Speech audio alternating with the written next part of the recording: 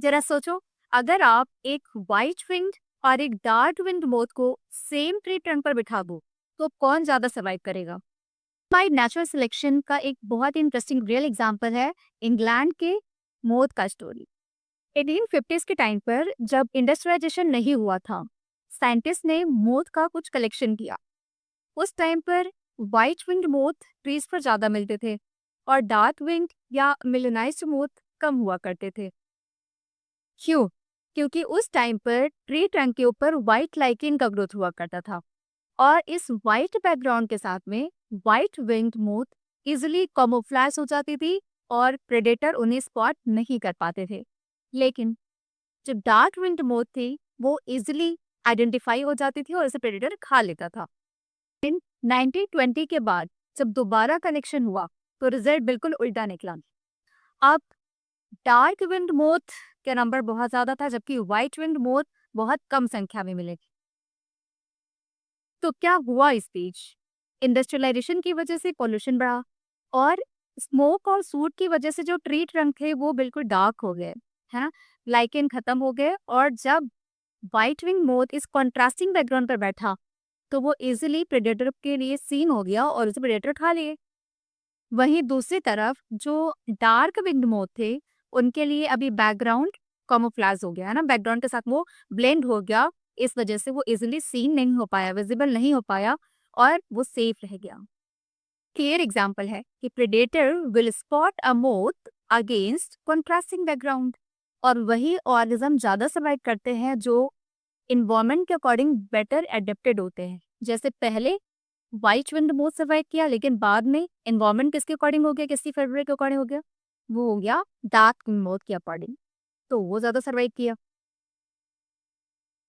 इसलिए rural areas में जहां पर इंडस्ट्रियलाइजेशन नहीं हुआ था वहां पर डार्क विंड मोथ अभी भी कम ही संख्या में थे। तो याद रखिए, no variant is completely wiped out. White wind moth खत्म नहीं हुए थे, केवल उनकी संख्या कम हुई थी। इसी कॉन्सेप्ट को हम आज भी देखते हैं।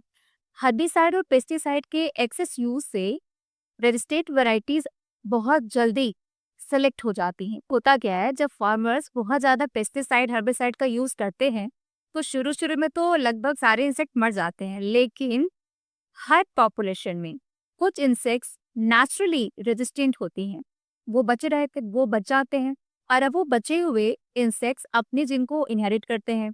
तो उनकी जो भी जनरेशन बनेंगी, जो भी आगे पॉपुलेशन होंगी, वो क्या होंगी? रेजिस्टेंट वैरायटी की होंगी। और अब क्या होगा? अब हम वो पेस्टिसाइड जब वापस डालेंगे तो उन पर कोई असर ही नहीं होगा। सिमिलरली जब हम एंटीबायोटिक्स लेते हैं तो ज़्यादातर बैक्टीरिया तो मर जाती हैं, लेकिन कुछ बैक्टीरिया जो नेचुरली रेजिस्टेंट होती हैं वो नहीं मरती, वो सर्वाइव करती हैं और फिर मल्टीप्लाई करके अपनी कॉलोनीज बढ़ाती हैं, नंबर्स इंक्रीज करती हैं और फिर बाद में क्या होता है कि नए एंटीबायोटिक्स को बनाना पड़ता है ना? इसीलिए डॉक्टर कहते हैं कि जब भी आप एंटीबायोटिक का कोर्स करते हैं ना तो उसे कंप्लीटली कीजिए, कंप्लीट कोर्स कीजिए, अधूरा कोर्स नहीं करना चाहिए, क्योंकि अगर कोई बैक्टीरिया बची रही ना अंदर तो वो फिर मल्टीप्लाई करके अपने नंबर्स को बढ़ाएंगी, फिर वो दवा तो काम नहीं करने वाला। इम्पोर्टेंट पॉइंट ये है कि ये जो चेंजेस है ना, ये सेंचुरीज या मिलियन ऑफ ईयर्स में नहीं हो रहे हैं, बल्कि मंथ्स या कुछ ईयर्स में हो जा रहे हैं, क्योंकि human activity selection pressure create कर रहा है और इसे कहते हैं इवोल्यूशन बाय एंथ्रोपोजेनिक एक्शन, यानी कि ऐसा इवोल्यूशन जो ह्यूमन की एक्टिविटी की वजह से स्पीड अप हो रहा है। और एक बात याद रखो, इवोल्यूशन कोई डायरेक्टेड या प्लान्ड प्रोसेस नहीं है, ये एक स्टोचैस्टिक प्रोसेस है। मतलब रैंडम म्यूटेशन और चांस इवेंट की वजह से कुछ ऑर्गेनिजम्स नेचुरली बचते हैं और वही आगे डोमिनेट करते हैं। तो मोथ ने अपना कलर चेंज नहीं किया, बल्कि नेचर ने ये सेलेक्ट किया कि कौन बचेगा। वैसे ही बैक्टीरिया और इंसेक्ट्स भी अपने रेजिस्टेंट बनाते हैं और हर बार ह्यूमंस को नए तरीके ढूंढने पड़ते हैं उनको मारने के लिए। तो अब हम समझने वाले हैं एडेप्टिव रेडिएशन, जो इवोल्यूशन का एक बहुत ही इंटरेस्टिंग कॉन्सेप्ट है। डार्विन अपनी जर्नी के दौरान गैलापागो आइलैंड पहुंचे। वहां पर उन्होंने अमेजिंग वैरायटीज ऑफ बर्ड्स देखी, जिसे आज हम डार्विन फिंचेस कहते हैं। उन्होंने ऑब्जर्व किया कि एक ही आइलैंड पर फिंचेस की बहुत सारी वैरायटीज एग्जिस्ट करती हैं। पहले फिंचेस सीड ईटिंग थी, फिर कुछ ने इंसेक्ट खाना स्टार्ट किया और कुछ वेजिटेरियन बन गई और सबका बीक स्ट्रक्चर अलग अलग हो गया। मतलब from one common ancestral species multiple species evolve हुई। हर एक ने अपने हैबिट में एक सिंगल एंसेस्ट्रल स्पीसीज एक ही ज्योग्राफिकल एरिया में मल्टीपल डायरेक्शन में रेडिएट करती हैं और अलग अलग स्पीसीज बनाती है। तो इसका एक एग्जांपल आपने समझा डार्विन्स फिंचेस, जिसमें एक ही सीड ईटिंग बर्ड से फिंच से डिफरेंट डिफरेंट बीफ वैरायटी वाली बर्ड्स का फॉर्मेशन हुआ, इवोल्यूशन हुआ। और अब हम दूसरा एग्जांपल समझते हैं ऑस्ट्रेलियन मर्सुपियल्स का, जिसमें एक ही एंसेस्ट्रल स्पीसीज एंसेस्ट्रल मर्सुपियल से डिफरेंट डिफरेंट मर्सुपियल्स का फॉर्मेशन हुआ, जैसे कि कंगारू, कोआला, तस्मेनियन वॉल्फ, ये सारे एक ही एरिया में एक ही कॉन्टिनेंट में डेवलप हुए रेडिएशन। और इस तरीके के रेडिएशन को इवोल्यूशन को क्या बोलते हैं? डाइवर्जेंट इवोल्यूशन, है ना। मैंने पहले भी बताया हुआ था कि अगर एक कॉमन एंसेस्टर स्टॉक से डिफरेंट डिफरेंट वैरायटीज बन रही हैं, that is called divergent evolution. और अब एक दूसरा इंपॉर्टेंट कॉन्सेप्ट है कॉन्वर्जेंट इवोल्यूशन। ये क्या होता है? जब एक ही ज्योग्राफिकल एरिया में दो सिमिलर तो पैरेलल इवोल्यूशन होते हैं, यानी कि यहाँ एक मर्सुपियल का हम एग्जांपल लेते हैं, ऑस्ट्रेलियन मर्सुपियल, और यहाँ पर प्लेसेंटल मैमल। तो दोनों सेम ऑस्ट्रेलिया में ही ये दोनों इवोल्यूशन हो रहे हैं। तो कॉमन एंसेस्ट्रल स्टॉक से डिफरेंट मर्सुपियल्स बने और यहाँ पर कॉमन प्लेसेंटल मैमल से डिफरेंट प्लेसेंटल मैमल बने। और इनका सिमिलरिटी अब यहाँ देखा जाए दोनों पैरेलली इवॉल्व कर रहे हैं, दोनों के क्या है कैरेक्टर्स बहुत ही सिमिलर हो रहे हैं।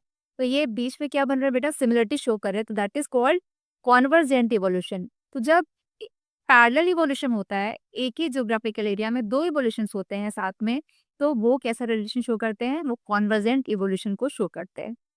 जैसे कि प्लेसेंटल वुल्फ, टैस्मेनियन वुल्फ, दोनों ही अलग अलग ग्रुप से आते हैं लेकिन दोनों के कैरेक्टर्स सेम होते हैं। वैसे माउस, प्लेसेंटल माउस और मर्सुपियल माउस, इनके कैरेक्टर भी सेम होते हैं। जैसे मोल और मर्सुपियल मोल, इनके कैरेक्टर ये दिखते सेम है, अलग अलग ग्रुप से आते हैं लेकिन दिखते सेम है। तो that is convergent evolution, parallel evolution. ठीक है। जब अलग अलग एडेप्टिव रेडिएशन सेम एरिया में हो और उनमें पैरेलल इवोल्यूशन हो रहा हो, यानी कैरेक्टर्स में सिमिलरिटीज मिलती हो, दैट इज कॉन्वर्जेंट इवोल्यूशन। तो एडेप्टिव रेडिएशन में एक एंसेस्टर से मल्टीपल एडेप्टिव फॉर्म बनते हैं और कॉन्वर्जेंट इवोल्यूशन में अलग अलग एंसेस्टर्स और सिमिलर एडेप्टेशन शो करती हैं। ओके, तो अब हम नेक्स्ट टॉपिक की तरफ बढ़ते हैं, बायोलॉजिकल इवोल्यूशन, जिसमें हम डार्विन, लैमार्क और डिब्रीज के कॉन्सेप्ट को समझने वाले हैं। इवोल्यूशन बाय नेचुरल सिलेक्शन तब स्टार्ट हुआ जब अर्थ पर पहले सेलुलर लाइफ फॉर्म्स आई जिनमें अलग अलग मेटाबॉलिक कैपेबिलिटीज की। डार्विन के अकॉर्डिंग नेचुरल सिलेक्शन ही इवोल्यूशन का इसेंस है। जैसे बैक्टीरिया कॉलोनी ए एक मीडियम में ग्रो हो रही है, उस कॉलोनी में नेचुरली वेरिएशंस होते हैं।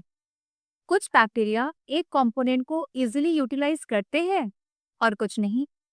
और अगर मीडियम का कॉम्पोजिशन हम चेंज कर दें तो सिर्फ वही बैक्टीरिया बचेगा जो नए कंडीशन में सरवाइव कर पाए। मान लो कि बी बैक्टीरिया सरवाइव करती है तो वही बचेगा, और अब धीरे धीरे बी ही जनरेशन बढ़ाएगा, वो डोमिनेट करेगा और एक नई स्पीसीज ही बन सकती है। और ये प्रोसेस बैक्टीरिया में कुछ डेज में हो सकती है, लेकिन फिश या बर्ड जैसे ऑर्गेनिजम्स में ये सेम चेंज होने में मिलियन ऑफ ईयर्स लग सकते हैं, क्योंकि उनका लाइफ स्पेन लॉन्ग होता है। मतलब नेचर सेलेक्ट फिटनेस, और फिटनेस का मतलब है बेटर एडेप्टेड होना, और ये एबिलिटी इनहेरिटेड होती है, यानी इसका जेनेटिक बेसिस होता है। जो कि क्लास में टीचर एक टेस्ट कंडक्ट करता है। क्लास के बच्चों में कुछ नेचुरल वेरिएशंस होती हैं, कुछ मैथ्स में अच्छे हैं, कुछ ड्राइंग में अच्छे हैं, कुछ सोशल स्टडीज में अच्छे हैं, कुछ बायोलॉजी में अच्छे हैं। और अब अगर टीचर सिर्फ मैथ्स का टेस्ट ले और उस बेसिस पर अवार्ड दे तो क्या होगा? सिर्फ वही बच्चा सक्सेसफुल होगा जो मैथ्स में अच्छा होगा, और ये बच्चे सेलेक्टेड हो जाएंगे। और अगली बार अगर टीचर ड्राइंग कंपटीशन कराए तो वो बच्चे सेलेक्ट हो जाएंगे जो ड्राइंग में अच्छे हैं। मतलब इन्वायरमेंट डिसाइड करता है कि कौन बच्चा बेस्ट एडेप्टेड है। तो जो पर्टिकुलर सब्जेक्ट्स में स्ट्रांग है तो उस कंडीशन में वही फिट होगा, तो उसे कहते हैं सर्वाइवल ऑफ फिटेस्ट। बिल्कुल ऐसे ही नेचर भी टेस्ट लेता है, जैसे टेम्परेचर, फूड अवेलेबिलिटी, प्रेडेटर, और जो उस कंडीशन में फिट इंडिविजुअल होगा वो सरवाइव करेगा, अदरवाइज एलिमिनेट कर दिया जाएगा। अब पढ़ते हैं लेमार्क्स थियोरी ऑफ इवोल्यूशन, जिसका की कॉन्सेप्ट है use and disuse of organ या inheritance of acquired character. Darwin से पहले फ्रेंच नेचुरलिस्ट लेमार्क ने कहा था कि evolution use and disuse of organ से होती है, और इन्होंने एग्जाम्पल दिया जिराफ, और इनके अकॉर्डिंग जिराफ के जो एंसेस्टर थे उनके नेक शॉर्ट हुआ करते थे, और जब ट्रीज हाइट पर थे और उन लीव्स को खाने के जिराफ अपने नेल को स्ट्रेच किए तो वो एक्वायर्ड ट्रेट नेक्स्ट जनरेशन में इनहेरिटेड हो गया। और आज के साइंटिस्ट इस थियरी को वैलिड नहीं मानते क्योंकि एक्वायर्ड ट्रेट इनहेरिट नहीं होते। इवोल्यूशन प्रोसेस है या रिजल्ट? अगर हम लाइफ का हिस्ट्री डिस्क्राइब करते हैं तो इवोल्यूशन एज अ प्रोसेस, और अगर हम डार्विन का नेचुरल सिलेक्शन का रिजल्ट देखें तो इवोल्यूशन एज अ रिजल्ट, और यानी कि इवोल्यूशन को कभी एक प्रोसेस के रूप में और कभी एक एंड रिजल्ट के रूप में समझा जा सकता है। डार्विन के इंस्पिरेशन थे थॉमस माल्थस। माल्थस ने पॉपुलेशन ग्रोथ पर काम किया और उनके कुछ पॉइंट्स थे। किसी भी एरिया में नेचुरल रिसोर्सेज लिमिटेड होते हैं और पॉपुलेशन लगभग स्टेबल होता है, और इंडिविजुअल्स में इनहेरिटेबल वेरिएशंस होते हैं, यानी कि no two individuals are same. अगर सब रिप्रोड्यूस करे तो पॉपुलेशन एक्सपोनेंशियली इंक्रीज करता जाएगा, लेकिन रिसोर्स कम होने की वजह से उनके बीच में कंपटीशन होगा, और जो बेटर एडेप्टेड होगा वो सरवाइव करेगा, फिर अपनी प्रोजेनिस को बढ़ाएगा, और इससे पॉपुलेशन की कैरेक्टरिस्टिक्स चेंज होती हैं, नई फॉर्म्स इवॉल्व होती हैं। तो अब हम नए कॉन्सेप्ट को समझते हैं, mechanism of evolution, Darwin's versus debris. Darwin ने बोला कि इवोल्यूशन ग्रेजुअल होता है और स्मॉल हेरिटेबल वेरिएशन से होता है।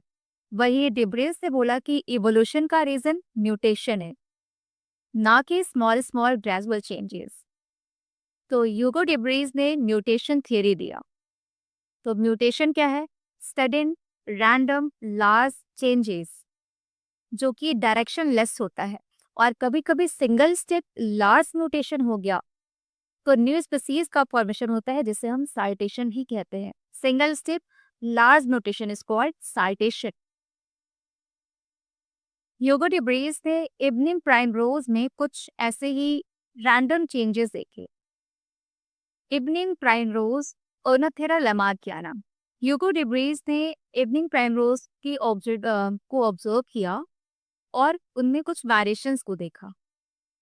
उन्होंने देखा कि कभी कभी एक ही प्लांट की पॉपुलेशन में नया ट्रेट अचानक से डेवलप हो जाता है, जैसे फ्लावर कलर, साइज या प्लांट का स्ट्रक्चर चेंज होता है, और डिब्रीज ने इसे म्यूटेशन थियरी कहा। उनके हिसाब से नया स्पीसीज म्यूटेशन से बन सकता है, ग्रेजुअल प्रोसेस से नहीं। बाद में जेनेटिक्स और इवोल्यूशन के साइंटिस्ट ने डीपर स्टडी की और पता चला कि इवोल्यूशन सिर्फ सडन म्यूटेशन से नहीं होता, बल्कि जेनेटिक वेरिएशन और नेचुरल सिलेक्शन दोनों मिलकर इवोल्यूशन चलाते हैं। तो इवोल्यूशन एक कॉन्टिन्यूअस प्रोसेस है जिसमें वेरिएशंस आते हैं। डार्विन ने कहा नेचुरल सिलेक्शन और हेरिटेबल वेरिएशन। लेमार्क ने कहा use and disuse of organ, जो कि गलत है। और डिब्रीज ने बोला सडन म्यूटेशन से स्पेसिएशन।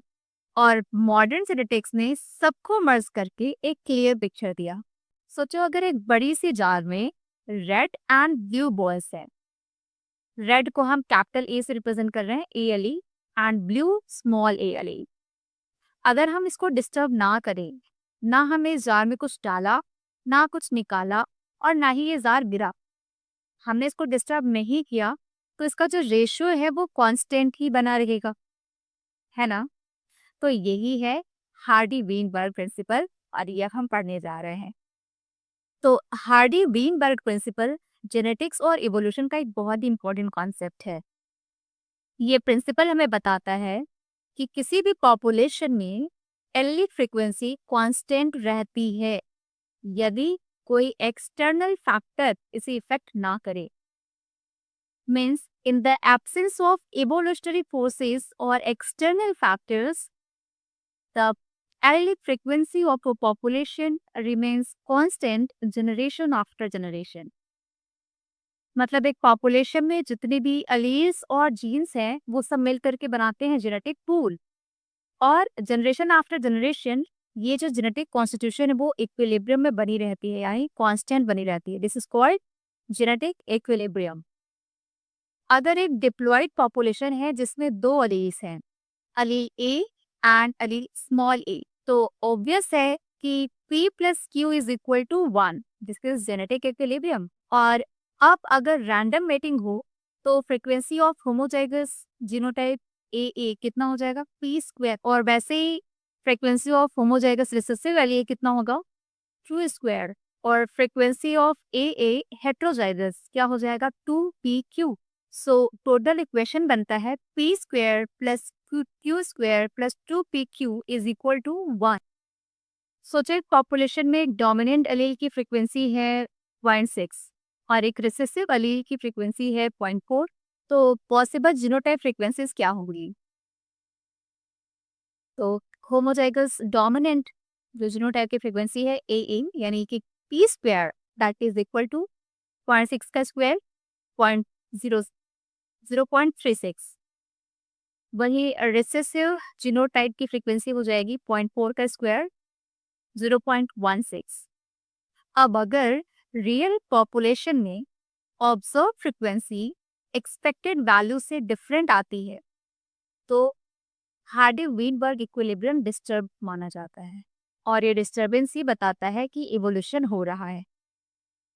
तो अब हम उन फैक्टर्स को समझते हैं जो हार्डी-वीनबर्ग इक्विलिब्रियम को डिस्टर्ब करते हैं, जैसे कि gene flow, genetic drift, natural selection. ये सारे इवोल्यूशनरी प्रोसेस हैं जिसकी होने से इक्विलिब्रियम, हार्डी-वीनबर्ग इक्विलिब्रियम डिस्टर्ब होती है।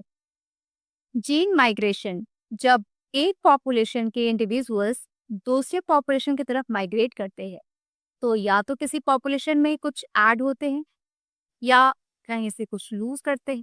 तो न्यू अलील्स या तो ऐड होते हैं या तो लूज होते हैं, और अगर इस तरीके का जीन माइग्रेशन कई बार होता रहा तो हम इसे कहते हैं gene flow that definitely affect Hardy-Weinberg equilibrium. Second is genetic drift. जब बाई चांस किसी स्मॉल पॉपुलेशन में एलिक फ्रीक्वेंसी चेंज हो जाती है that is called genetic drift, यानी कि यहाँ बाई चांस हो रहा है कोई चीज, ठीक है, और ये एप्लीकेबल होता है सिर्फ स्मॉल पॉपुलेशन पर। इससे हम एक एग्जांपल से समझते हैं। सपोज करो पहले एक ट्री ट्रंक जिस पर ग्रीन बेटल्स बहुत ज्यादा थे और उसमें कुछ एक दो नए फॉर्म हुए, वो है रेड बेटल्स। और था क्या, पहले ग्रीन बिडर्स की पॉपुलेशन बहुत ज़्यादा है जबकि रेड बिडर्स कहीं पे कुछ एक दो ऐसे पॉपुलेशन बची हुई है, और उस एरिया में कुछ कोई भी नेचुरल डिजास्टर हो गया। सपोज कि एलिफेंट्स आए वहां पर उन पेड़ों को गिरा कर कुचल दिया, और बाई चांस है कि जो रेड बिटर था वो बच गया, बाकी के सारे ग्रीन बिटर्स उस एक्सीडेंट में मारे गए, उस डिजास्टर में खत्म हो गए, और बचा कौन, रेड बिटर्स। तो अब ये क्या करेंगे, ये अपने प्रोटीन्स को बढ़ाती चलेंगी, है ना। तो क्या हुआ, बिल्कुल पहले पॉपुलेशन कुछ और था, पहले जीन फ्रीक्वेंसी कुछ और थी, और अब क्या हुआ, अब एलिक फ्रीक्वेंसी बिल्कुल ही चेंज हो जाएगा। पहले ग्रीन की थी और अब किसकी मिलेंगी, अब मैक्सिमम किसकी मिलेंगी, रेड की मिलेंगी। इसे बॉटल नेक इफेक्ट भी कहते हैं। सपोज करो एक जंगल है, जंगल हम बॉटल से रिप्रेजेंट करें, और जंगल में कुछ रैबिट्स हैं, यानी कि बॉटल के अंदर कुछ छोटे छोटे बॉल्स हैं जो कि रैबिट्स को रिप्रेजेंट कर रहे हैं, और में 100 रैबिट्स, उनमें कुछ वाइट, कुछ ब्लैक, कुछ ब्राउन कलर वाले रैबिट्स हैं। तो अगर मान लो जंगल में आग लग गई और अचानक से आग लग गई और उसमें 90 रैबिट्स मारे गए, 19 रैबिट्स मर गए, तो बचे कितने, वो 10 रैबिट्स बचे हैं जिनकी फर ब्राउन है। तो हुआ क्या, पहले फ्रिक्वेंसी बिल्कुल अलग थी और अब जो बचे हैं ब्राउन वो अपने जनरेशन को बढ़ाएंगे, यानी उनकी पॉपुलेशन अब बढ़ जाएगी। तो हुआ क्या, जेनेटिक ड्रिफ्ट बिल्कुल, यहाँ एलिक फ्रीक्वेंसी बिल्कुल ही चेंज हो गया, है ना। तो यहाँ पर बॉटल है, बॉटल में डिफरेंट डिफरेंट बॉल कलर्स हैं जो कि डिफरेंट डिफरेंट फर कलर को रिप्रेजेंट करते हैं। अगर बॉटल गिर गया तो बाई चांस जो अंदर बचे वही सेफ बनेंगे और वही उसकी फ्रीक्वेंसी, अब न्यू पॉपुलेशन जो बनेगी उसकी फ्रीक्वेंसी वो बने। तो बॉटल नेक इफेक्ट या genetically drift evolution by chance को दिखाता है, ना कि नेचुरल सिलेक्शन को। अब नेक्स्ट फैक्टर है म्यूटेशन, जेनेटिक रिकॉम्बिनेशन और नेचुरल सिलेक्शन। तो ये सारे फैक्टर्स आप जानते हैं। तो हम देखते हैं टाइप्स ऑफ नेचुरल सिलेक्शन, जो कि बहुत ही इंपॉर्टेंट टॉपिक है आपके लिए।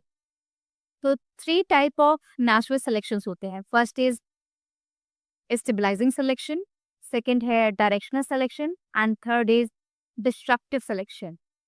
स्टेबलाइजिंग सिलेक्शन में large number of individual mean value को एक्वायर करते हैं, मेन कैरेक्टर को एक्वायर करते हैं, इसलिए जो पीक है वो हायर और नैरोअर होती जाती है। Second is directional selection. In this large number of individual acquire value rather than mean characters. So the peak shift toward one direction. So this is direction selection. Third है destructive selection. Large number of individual acquire peripheral character values at two end. So यहाँ पर 2 peak मिलते हैं।